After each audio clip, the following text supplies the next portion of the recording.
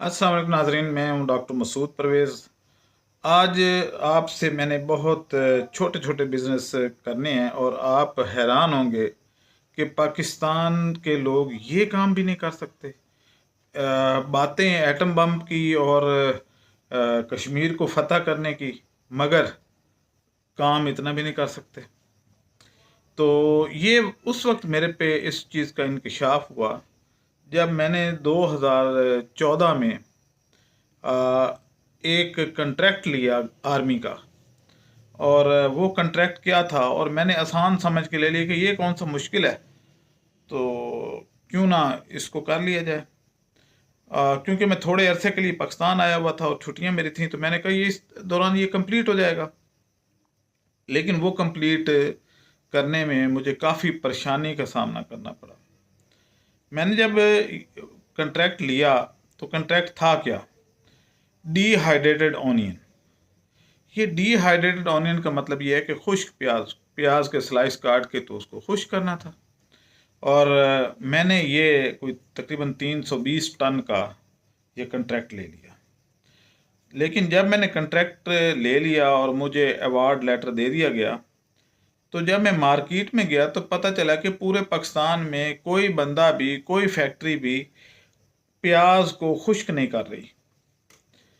अब मेरे लिए ये परेशानी की बात थी कि मैंने इस कॉन्ट्रैक्ट को 3 महीने में कंप्लीट करना था। मैंने पाकिस्तान छान मारा। मैं पेशावर से लेके तो कराची तक, क्वेटा तक, हर जगह पे मैंने छानबीन की, तो पता चला जी कि नहीं, ऐसी पाकिस्तान में कोई फैक्ट्री नहीं है, कोई बंदा ये काम नहीं कर रहा। और हर साल पाकिस्तान बाहर से प्याज खुश्क यानी डिहाइड्रेटेड ऑनियन इंपोर्ट करता है।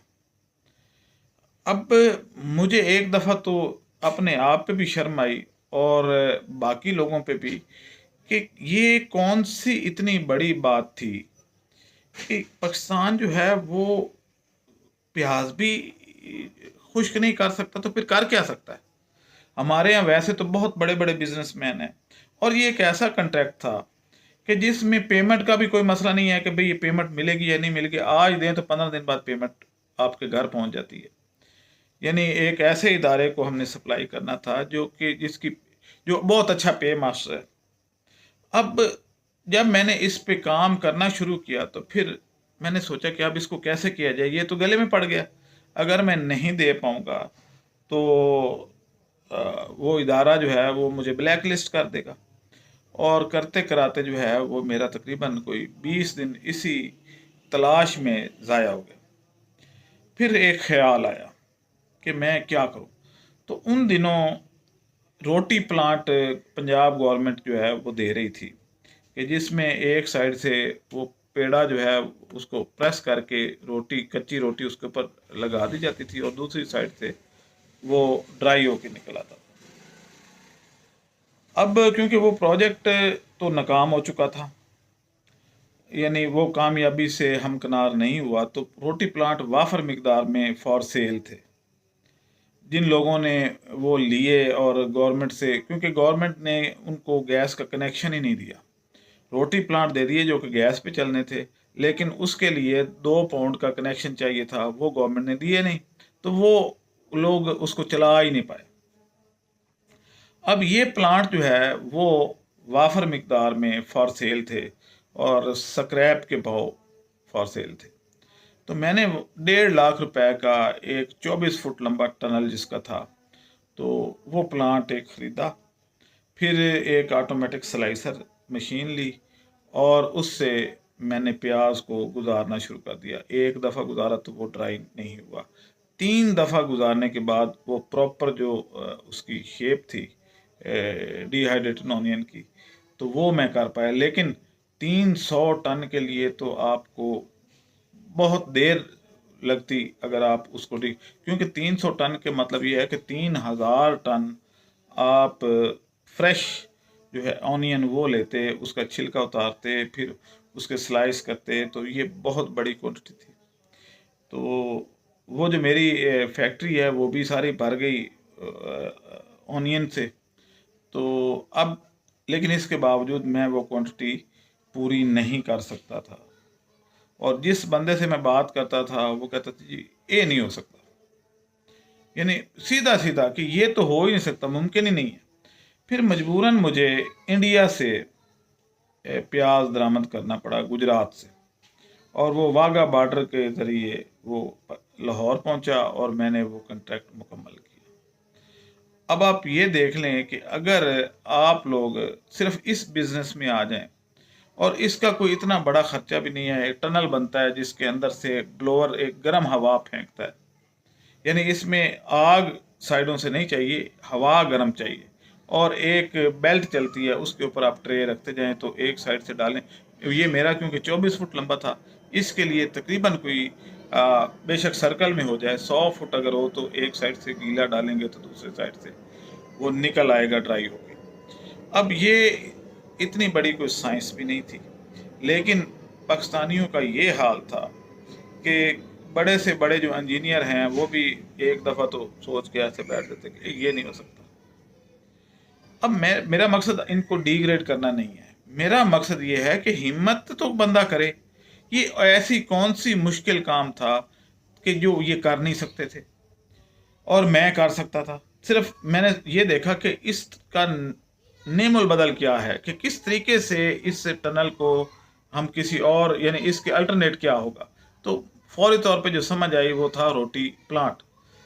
अब जब ये हमने किया और चाहे आखिरी दिन ही जाके वो मुकम्मल हुआ और इंडिया से इंपोर्ट भी करना पड़ा, तो उस दिन के बाद मैंने सोच लिया कि यार कोई भी काम जो है वो मुझे खुद ही करना पड़ेगा। मार्केट जो है हमारी वो सिर्फ उन चीज़ों की है जो पहले चीज़ मौजूद है उसकी कॉपी कर लेते हैं थोड़ी बहुत। अदरवाइज अब तो वो भी ख़त्म हो गया कि चाइना से सीधी सीधी जाओ और चाइना से लेके आ जाओ। उस वक्त चाइना इतना आगे नहीं था और चाइना से इतनी भरमार भी नहीं थी पाकिस्तान में चीज़ों की।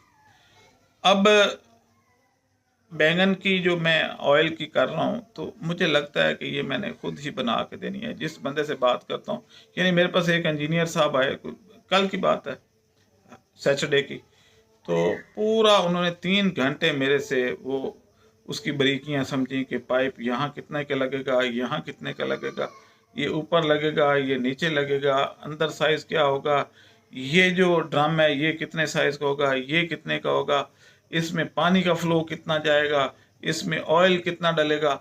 ये यानी ये चीज़ें क्या इंजीनियर ने मुझे बतानी थी या मैंने उनको बतानी थी। तो भाई मेरे भाइयों आप भी आगे आएँ और इसको लेते जाएं। मैं आपको बता रहा हूँ बिजनेस, और ये मुश्किल नहीं है। मैं आपको इवन इसकी ड्राइंग भी बना के देने को तैयार हूँ। तो कोई तो बंदा स्टेप ले और अपनी जो है जो रेवेन्यू हमारा बाहर चला जाता है उसको बचा लें। और कोई इतनी बड़ी रॉकेट साइंस नहीं है कि यहाँ से रॉकेट ने जाना है और वो इंडिया के फलां जगह पिन पॉइंट पे गिरना चाहिए, और इसमें कैलकुलेशन इन्वॉल्व है, ये कितना बारूद डलेगा, वो कहाँ जाके उसका ख़त्म होगा, डायरेक्शन क्या होगी, एंगल क्या होगा। ये तो चले मुश्किल साइंस है। ये तो सीधी सीधी प्याज काट के रखना है और दूसरी साइड से निकाल लेना है। तो ये काम भी नहीं कर सकते।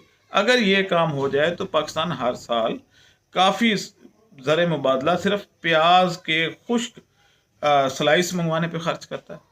तो अगर ये यहाँ हो जाए तो इसका एक और फ़ायदा भी होगा मुल्क को, कौम को भी और आपको भी, कि साल के कुछ 4-5 माह ऐसे आते हैं, जैसे आजकल फसल आनी शुरू हो गई है, कि जिसमें प्याज जो है वो 100 रुपये धड़ी होता है। धड़ी का मतलब 5 किलो, तो यानी 20 रुपये किलो बिक रहा होता है।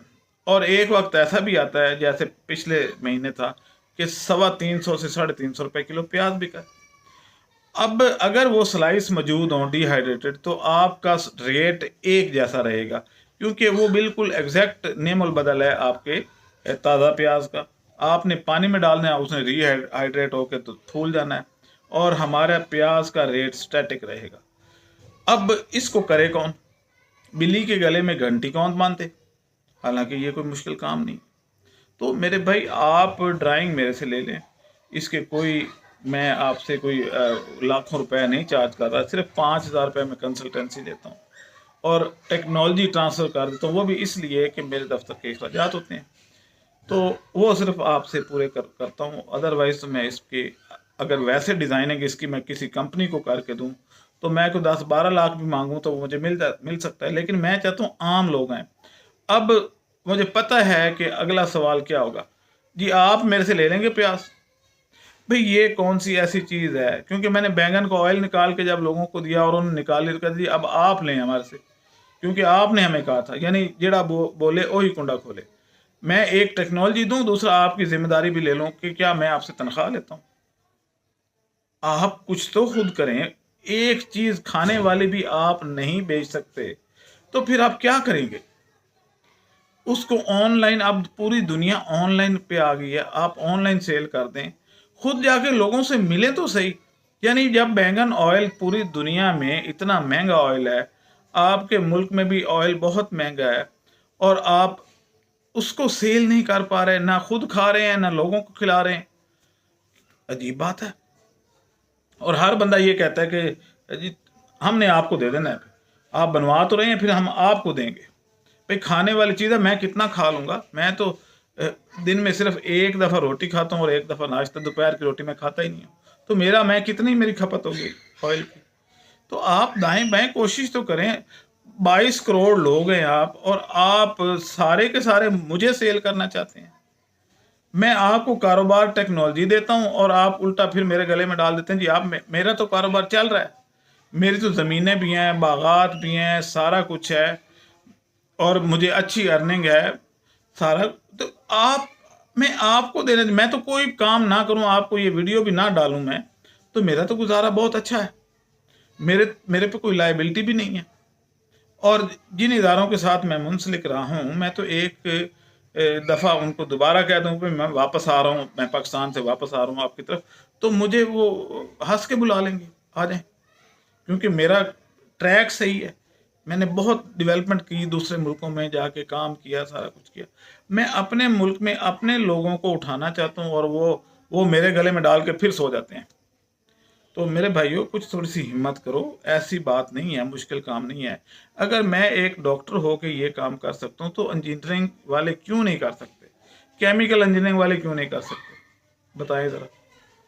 तो ये चीज़ें जो हैं, आप मेरे साथ आकर डिस्कस कर सकते हैं, अपने अपने प्रोजेक्ट लें, चलें। मैं एक सेंटर पॉइंट बनने को तैयार हूं कि आप प्रोडक्ट बनाएं, मैं उसकी मार्केटिंग वाले लोगों को भी एक ग्रुप बना देता हूं, वो मार्केटिंग में आ जाएं। रोते फिर रहे हैं जी काम कोई नहीं है, रोटी नहीं मिल रही, हमें रख लें, मुझे ये कर लें, जॉब बिल्कुल नहीं है, रात की रोटी मेरे पास नहीं है, मुझे दे दें कुछ ये वो। मुझे रोज़ाना 25-30 कॉलें ऐसी आती हैं कि जो कहते हैं जी मेरे पास रात की रोटी नहीं है, लेकिन काम जब कहता हूं कि ये कर लो, तो वो कहते हैं ये मेरे से नहीं होता। तो फिर कौन सा होता है? इससे आसान काम क्या होगा? यानी एक ये खवातीन भी कर सकती हैं, लेकिन उसके लिए वो थोड़ी थोड़ी मिकदार में। हाँ, ये जो डिहाइड्रेटेड ऑनियन है, इसके लिए मैं आपको एक बंदा दे देता हूँ, जो कि अब कंट्रैक्ट उसके पास है और वो इंपोर्ट कर रहा है। अगर मुल्क में प्रोडक्शन शुरू हो जाए तो वो आपसे ज़रूर लेगा। पैकिंग का भी मैं बता दूंगा कि कैसे करनी है।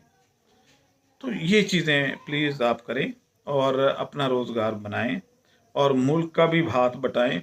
अब आपको मुल्क के पास आपको देने के लिए कुछ नहीं है, अब आपकी बारी है, आप मुल्क को कुछ दे दें। चलें, मुल्क, आप कहते हैं जी मुल्क ने ये कर दिया, हमारे मुल्क ने हमें दिया क्या, ये किया वो किया, अब आप ज़रा कोशिश करके दे दें।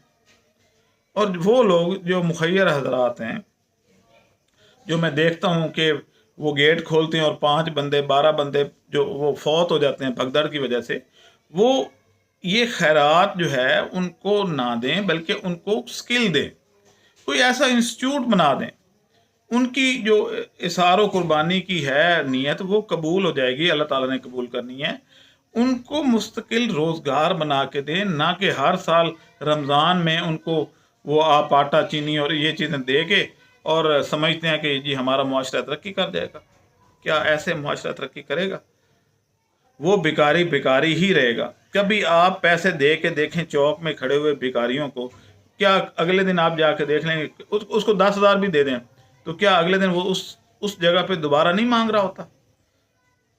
अगर आप उसको बिठाएं कि भाई मैं तुम्हें रोज़गार देता हूँ, चलो मेरे साथ जॉब देता हूँ, अव्वल तो वो जाएगा नहीं क्योंकि उनको आदत होती है, लेकिन अगर वो रोज़गार मिल जाए उसको तो वो दोबारा नहीं आएगा, वो अपनी ड्यूटी कर रहा होगा। ऐसे लोग हैं भी, ये नहीं है कि सारे ऐसे हैं, कुछ लोग ऐसे हैं जो जो मजबूरन मांग रहे हैं, लेकिन ज़्यादातर प्रोफेशनल है। तो जो मजबूरन है उनको तो ट्रैक पे चढ़ा देना। आप अपने सरमाए को उनकी स्किल पे खर्च करें, उनको कोई कारोबार बना दें। अगर कारोबार नहीं तो उनको कोई सेंट्री का या ये वो कोई कोर्स करवा दें, वो कुछ प्रोडक्शन करना शुरू कर दें, कुछ रिपेयरिंग करना शुरू कर दें, तो ये मुआशरा दुरुस्त हो सकता है। आप मुआशरे को संवार नहीं रहे, आपने तई आप ये सोच रहे हैं कि हम इनको दे देंगे और हमें जन्नत में जगह मिल जाएगी, उसके बदले में अल्लाह ताला दे देगा। हो सकता है दे भी दे, मैं आलिम तो नहीं हूँ, मुझे नहीं पता, लेकिन मेरे अपने जहन के मुताबिक आप उनको स्किल दें। इसी तरीके से अगले जो 4-5 किस्तें हैं मेरी इस वीडियो की, जिसमें कल या परसों मैं अपलोड करूँगा, उसमें कुछ और यूनिक किस्म के बिजनेस हैं जो आपसे हम डिस्कस करेंगे, और वो आपके लिए बिल्कुल नए होंगे और उसकी मार्केट है, और वो मुल्क में भी सेल होंगे और बाहर भी जा सकते हैं। अब लोग मुझे अक्सर ये कहते हैं जी कि बैंगन का ऑयल बाहर भेज दें। भाई पाव ऑयल लेके फिर रहे हैं या एक बोतल ऑयल लेके फिर रहे हैं, तो बाहर कैसे जाएगा? दूसरा, दुनिया का सबसे महंगा एडिबल ऑयल तो पाकिस्तानी खा रहे हैं, तो कभी महंगे मुल्क से जो है वो गई है चीज़ बाहर के, वो जाके अपना फ़रोख्त हो जाए। यानी मलेशिया में जो चीज़ 100 रुपये लीटर है, वो आपके मुल्क में 700 रुपये लीटर है। तो 700 रुपये लीटर वाली चीज़ 100 रुपये जाके बिकेगी, तो आपको क्या बचेगा? क्या वो वारे में आएगा? तो ये चीज़ें, और दूसरा ये है कि ऑयल पे इस वक्त पाकिस्तान में 33% टैक्स है। जो ऑयल आता है, अगर 700 रुपये या 600 रुपये का मिल रहा है, तो पीछे से डॉलर बढ़ने के बावजूद कुछ 350 से 400 रुपये में कराची पहुंचता है। तो बाकी तो गवर्नमेंट का टैक्स है उसमें शामिल। चलें, खैर, आपको आज की प्रपोजल मैंने दे दी है कि इस पे कुछ लोग आएँ। ये भी अच्छा बिजनेस है और बहुत तेज़ी से फैलने वाला बिजनेस है। यानी हर होटल की ज़रूरत है ड्राइड ऑनियन, कि उनको आसानी ये हो जाएगी कि थोड़ा सा लिया, पानी में डुबोया और अंदर डाल दिया, और होटलों का खाना बनना शुरू हो जाएगा। बजाय इसके पहले छीलें, आँखों में आंसू आ रहे हैं, और तो वो सारी चीज़ें ख़वातीन के लिए भी बड़ा मुनासिब हो जाएगा। हाँ, ख़वातीन इसमें कुछ कर सकती हैं कि वो अपने छोटे से ओवन में भी इसको ड्राई करके रख सकती हैं और ज़रूरत के वक्त इसको इस्तेमाल कर सकती हैं। ड्राई करने में फ़ायदा ये होता है कि कभी ख़राब नहीं होता। तो आज के लिए बस इतना ही। अब मुझे इजाज़त दें। अपने कमेंट्स ज़रूर दीजिएगा कि क्या मैं ठीक काम कर रहा हूँ, और क्या मैं अपने इसमें मेरा क्या मफाद है कि अगर आप अपने प्याज को खुश करके रख लेते हैं और किसी को सेल करना शुरू कर देते हैं मार्केट में ईजिली अवेलेबल, तो उसमें मेरा तो कोई बेनिफिट नहीं है। आपको कारोबार मैं प्रपोजल दे रहा हूँ, तो क्या मैं आपसे कोई पैसे मैं तो यूट्यूब से भी पैसे नहीं लेता। आपने कभी मेरी इस वीडियो के ऊपर कभी ऐड चलती देखी है? क्योंकि मैंने एडसन का अकाउंट ही डिलीट किया हुआ है। मुझे ये पसंद नहीं है कि मेरी वीडियो के दरमियान कोई नाच गाना शुरू हो जाए, और लोग ये समझते हैं कि मैं व्यूज़ लेने के लिए करता हूँ। आप मेरी सारी वीडियोज़ उठा कर देख लें, उसमें देख लें कि मैंने कभी मेरी वीडियो पे कोई ऐड चलती हुई आपको नज़र आई है। अब मुझे इजाज़त दें।